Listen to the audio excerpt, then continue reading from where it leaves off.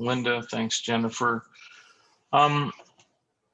Yeah, it's good to be here, and I'm taking a moment just to connect with myself as I start to reach out and connect with you.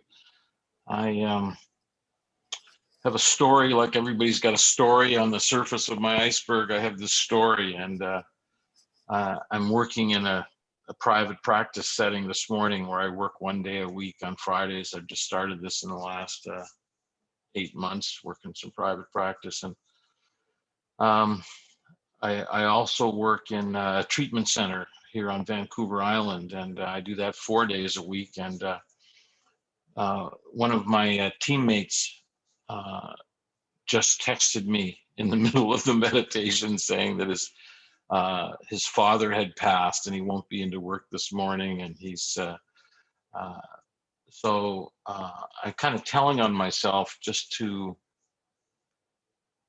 level with my iceberg and my energy, and I'm very I feel very focused and privileged to be presenting and seeing familiar faces that warm my heart. I've worked with many of you before, and I've learned everything I've learned from you and others. So my intention was a bit split there for a few minutes, and now it's coming back together, and I'm hoping this will be very interactive. And in a minute, I'm going to shift to this slide presentation. And as Linda and Jennifer know, I've briefed with them a little on this. I have way too many slides to cover in 30 minutes, but the interaction with you would be of value, and I think questions may be relevant to more than just yourself. So I would just entertain questions throughout the process, and if you're asking too many questions, I'll ignore you because I'll have to get back to the work. So yeah, I love working with Satir, and I love working with people with addiction issues, people that have chemical dependencies and process dependencies and personality disorders, and I resonate. I resemble that fact, as I say sometimes. I very much feel drawn to these people, my people, and Satir has very much informed my practice over the last 12, 13, 14 years. And on that little web page bio from Satir Pacific, thank you. I acknowledge some of my teachers, which I want to acknowledge again, just in general, that I have a lot of gratitude. I'm going to go to screen share, and I'm going to start my presentation and see how this goes. Yeah, so I am quoting Carl Jung. Carl Jung, some of you have heard of, I'm sure. He's more famous than I am. A student of Freud's and psychotherapist, and he corresponded with Bill Wilson, who was one of the founding members of a 12-step fellowship called Alcoholics Anonymous. And in their correspondence in the 60s, Jung is quoted as saying, Spiritus Contra Spiritum, and that Latin translates into English, the spirit, the essence or the breath of life is the remedy for spirits, the alcohol spirits. So I think that's quite relevant in my work with people. And I'm also referencing John Banmen, who has often, I've heard him say that the foundation of Satir is love.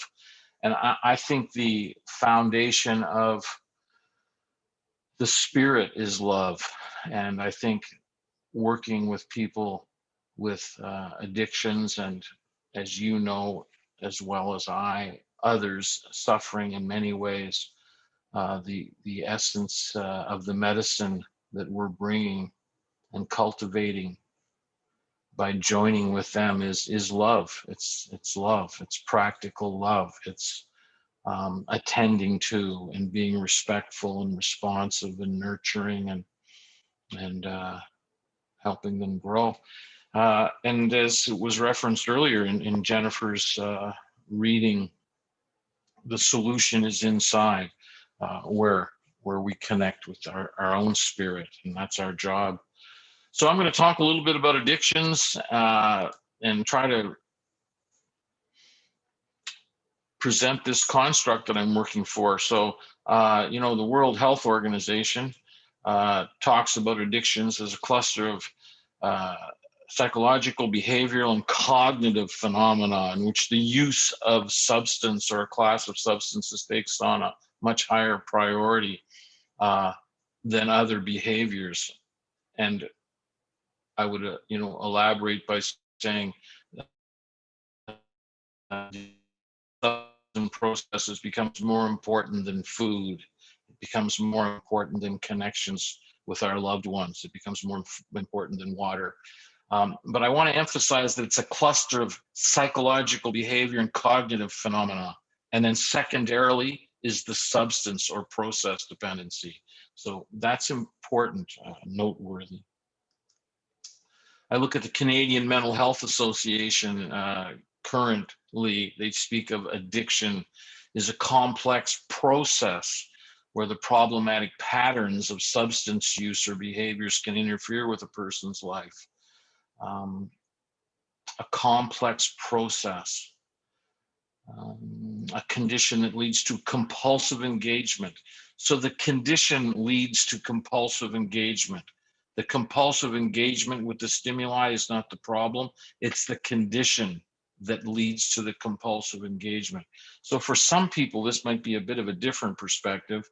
I know for me in my work, it's critically important in understanding a complex malady. And finally, addiction with the Canadian Society of Addiction Medicine, a primary chronic disease of brain reward, motivation, memory, and related circuitry. Dysfunction in these circuits leads to characteristic biopsychosocial and spiritual manifestations. So once again, I see clearly in my work that addiction is the lack of balance and cohesive functioning in these, you know, these domains, biopsychosocial and spiritual, and the chemical dependence or the process dependency. And by process dependency, I mean gambling or sex or pornography or relations or adrenaline or work. The processes or the substances, which might be alcohol or opiates or THC, is a secondary manifestation from the chronic brain disease. So I just think that's important, and I hope it's making sense. Of course, the disease, as you know, as we all know, is about craving. It's about controlling the amount and frequency or loss of control. It's a compulsion to use despite consequences. So the Center for Addiction and Mental Health in Toronto used to be ARF, the Addiction Research Foundation, when I was very sick back in Toronto. They see these the 4 C's as a way to identify the malady. In Canada, 21% of the population, about 6 million people, will meet the criteria for addiction in their lifetime.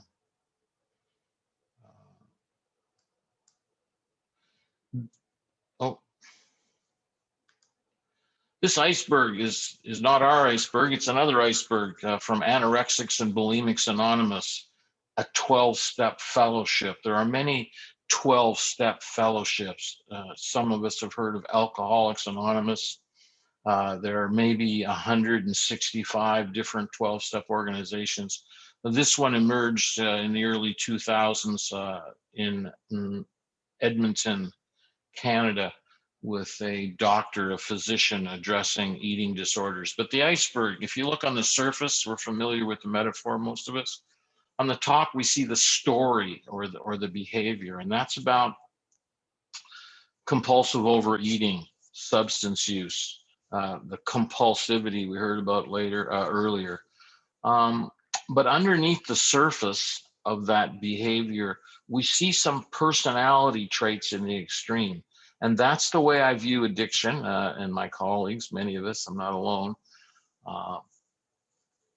You know, addiction is this personality disorder or psychological, biological disorder, lack of balance in reward systems and circuitry and patterns, routine patterns, wiring. Our neural net is wired in such a way that focuses on very extremes in personality. So the self-hatred is an extreme of low self-esteem.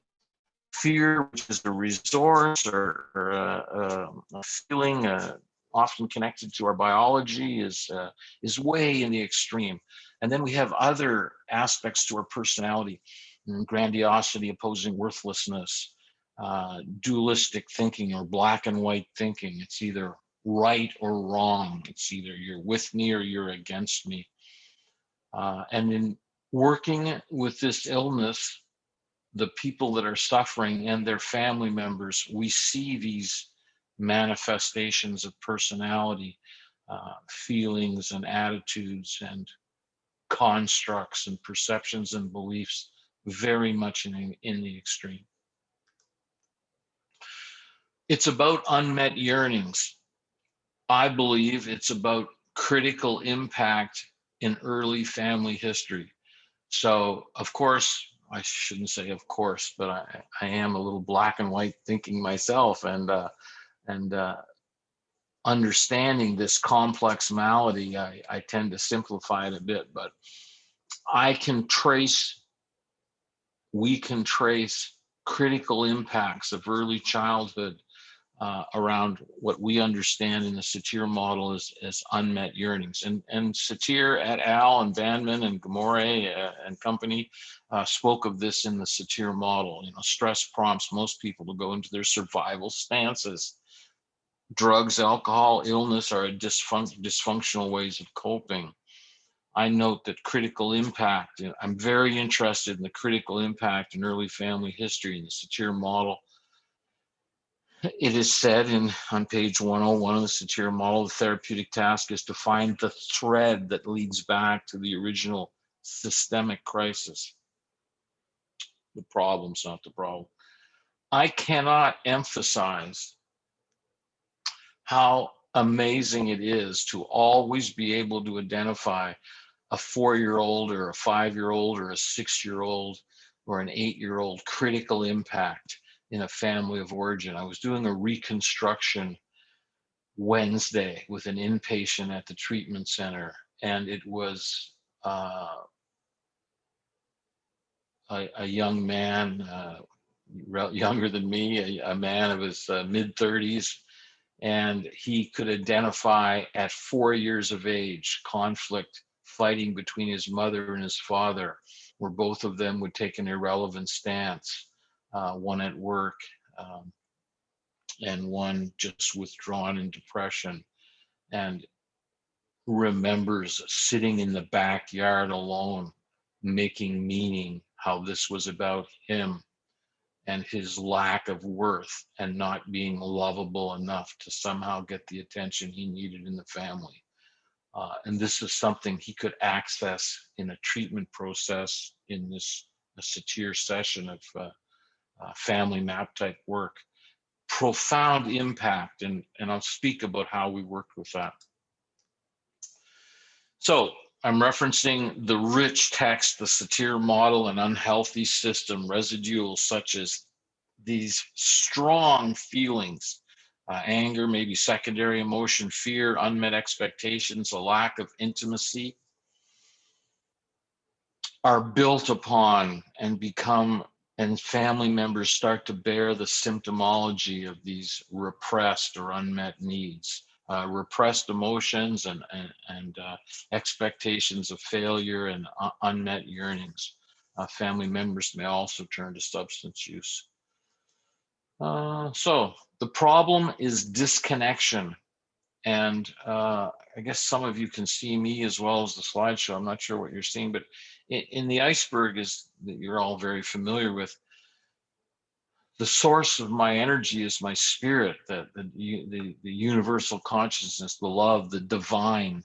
And as a small child at 4 or 5 or 6 years of age, very much connected to that. And then through the socialization process, we start to make meaning out of life. And the meaning we make out of life, which is consistently a theme with people that suffer from this malady, is a lack of self-worth, and significantly simple and significantly core beliefs like I am unlovable or unworthy, or there's something wrong with me, I'll never fit in, I don't belong. The addiction, the compulsive behaviors end up being the solution. And as we find the solution outside of ourselves, we lose connection with ourselves.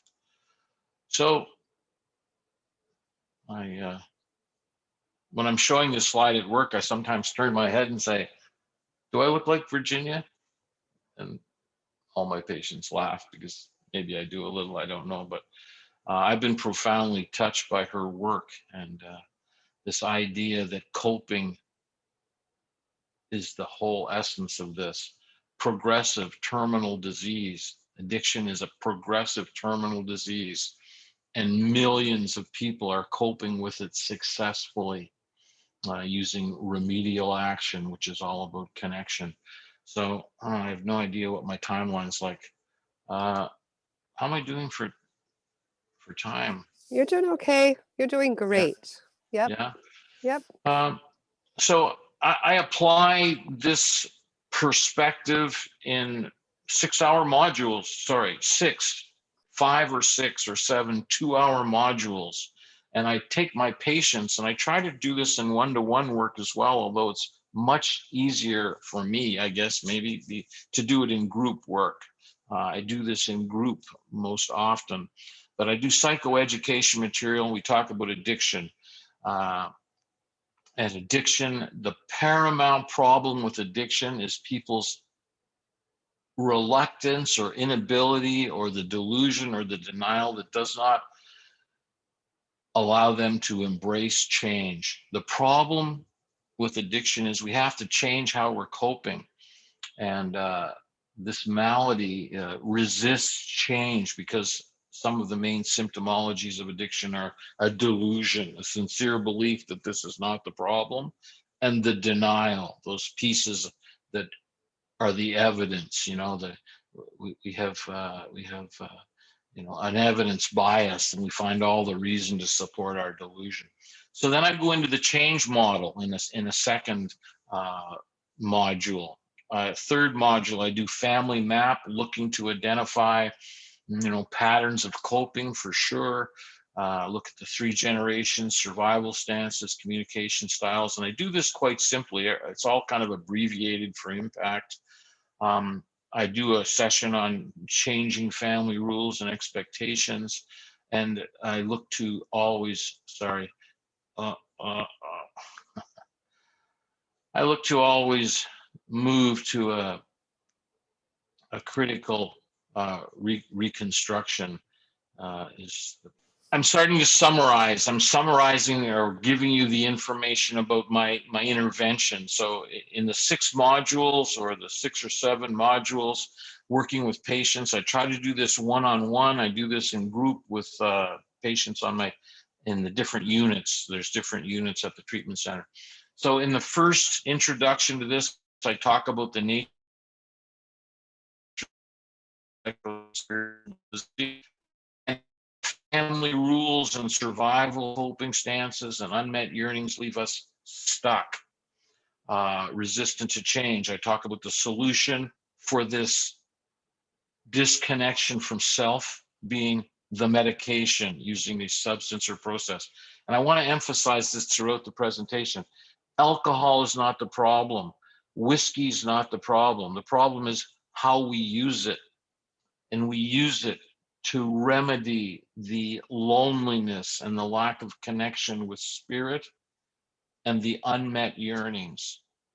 So the medication use, the process use, work, THC, these are solutions to the problem. Dysfunctional, however.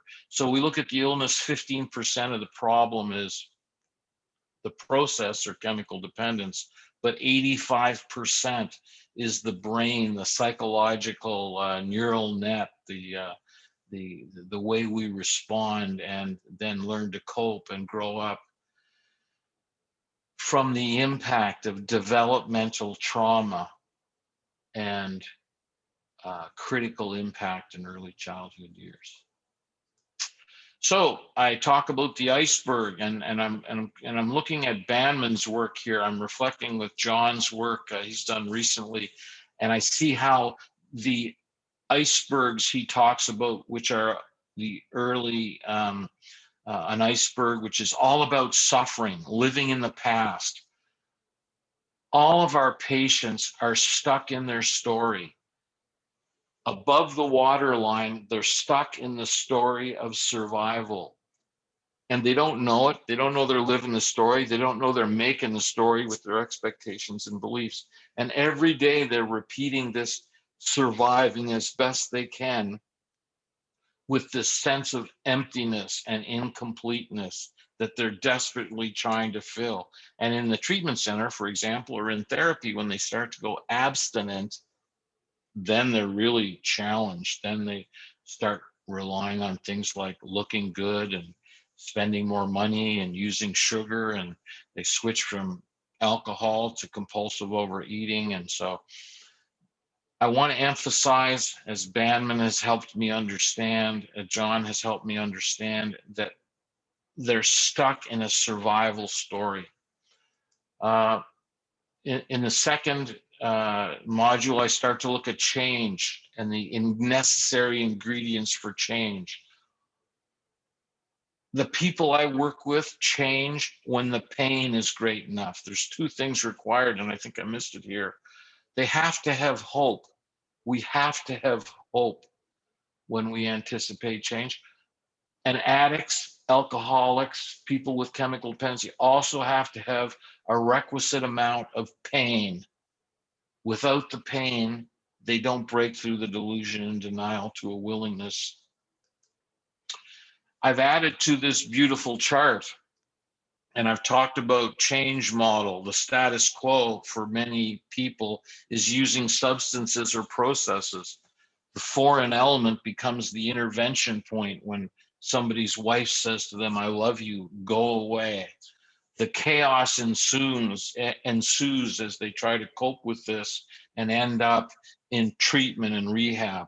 Every one of my patients in early abstinence, in treatment and in private practice, is in the chaos stage of change. The transforming idea that I try to implant or give them the opportunity with is they can change the way they're coping. The choice point often is an unhealthy choice, which is a return to self-reliance. In survival, we're self-reliant. Survival is not about asking for help. And so I try to draw out the difference between the we reliance, relying on your therapist, relying on your counselor, relying on your 12-step support group, relying on recovery Dharma group, relying on refuge recovery group, relying on Al-Anon, relying on ACOA as the we versus the self-reliance. And in my black and white thinking, I try to show the patients that they're going to go one way or the other. I hear myself getting excited with this. I want to slow with people with this health problem. It's never a mediocre story. And I have passion about this work because it's either a huge success story like a miracle, or it's a tragedy. There's no mediocre in my, the disease is so progressive and terminal. And so I look at Banmen's iceberg. I put it out in the prose section. The story is living the epic survival, the coping stances. It's all about blaming others. It's all about placating to fit in. It's all about irrelevant substance use, withdrawal or isolation. We use super reasonable. The feelings consistently, our patients will look at this and say, this is me, overwhelmed in pain, sad, lonely, fear, despair, hopeless, and a reference from the big book of Alcoholics Anonymous, incomprehensible demoralization. And they're all pretending they're okay in treatment because that's how they coped with early abstinence. Beliefs, negative core beliefs that are informing this, expectations related to the negative core beliefs of failure because they really don't belong. And the yearnings are unmet. You can imagine, and you know this from working with your clients and your patients and your people, but when I'm pretending I'm okay, when I'm not connected to my iceberg, when I'm pretending I can't connect on a deeper level, my yearnings aren't met. And this is the way people live with this malady. So I note at the bottom, your yearnings being fulfilled, maybe 0.1% out of 100. Should be 100. Connection to spirit, maybe 0.1% out of 100%, or 1 out of 5. So addiction, this is how I look at addiction. This is the problem with addiction. We're disconnected from our yearnings and our spirit. So I go into changing family rules. I look at how we're resistant to change. I try to show them that they have an opportunity to see through adult eyes, because that impact in early childhood has left them looking through those childhood eyes, survival stances.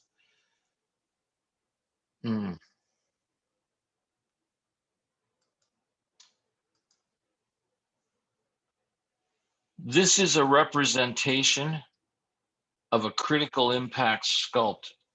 I am the guide over here in the left-hand side of my page. I'm working with a star, and we have some faith. We make some space for a higher power in the critical impact reconstruction.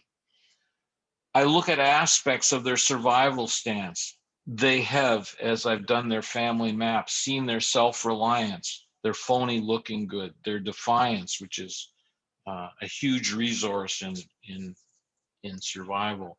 Irrelevant drinking or substance use or process use. Deeper inside, the self-blame, the blaming others, the negative core beliefs of unlovable, a huge reservoir of shame attached to the childhood and their 8-year-old, and fear. And so this is a simple way I might sculpt using members in the group, peers, to represent these aspects. But I put them in little boxes because that's easier for me. And yeah, so this is what I may begin with in a critical impact reconstruction. And then I would move to, with the star and their faith and identifying some resources, I might help them change different aspects of their survival existence into a we reliance and recovery activities rather than a defensive activities and irrelevant activities, and looking at congruence and vulnerability as opposed to looking good and smiling all the time, learning to love themselves. I always note that shame and fear are potential resources that we have to sit with for some time in the process. So move to this type of reconstruction with the star reconstructing the impact from that experience of trauma, disconnection, abandonment in early childhood. And so I talk about nurturing themselves, how we might then reconnect. How do you have a relationship with yourself? Well, this is the areas you need to start to have a relationship with self. You need to look at areas that you can start doing relationship with yourself, feeling your feelings. Where do you feel it in your body? Where is that shame? Where does it sit in the solar? Put your hand on it.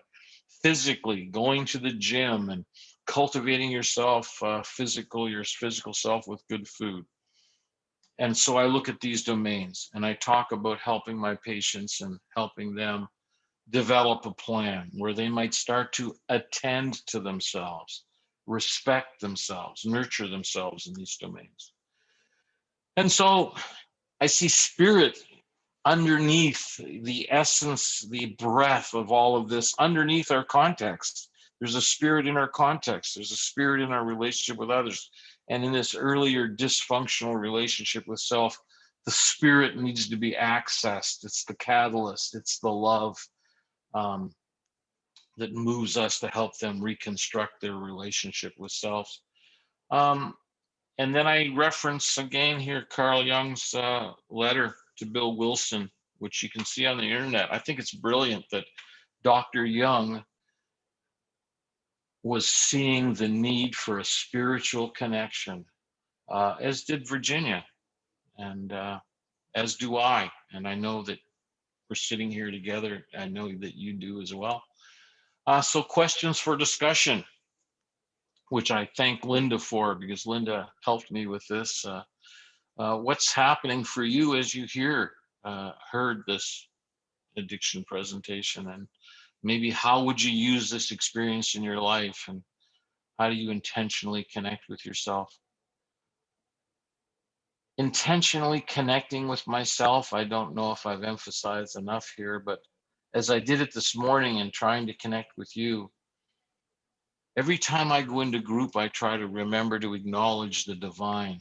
Every time I share some of this satir work to try to empower my patients with the knowledge to challenge themselves to change, I try to evoke that connection with myself and the divine in me, the divine I see in them, the divine I see in our context,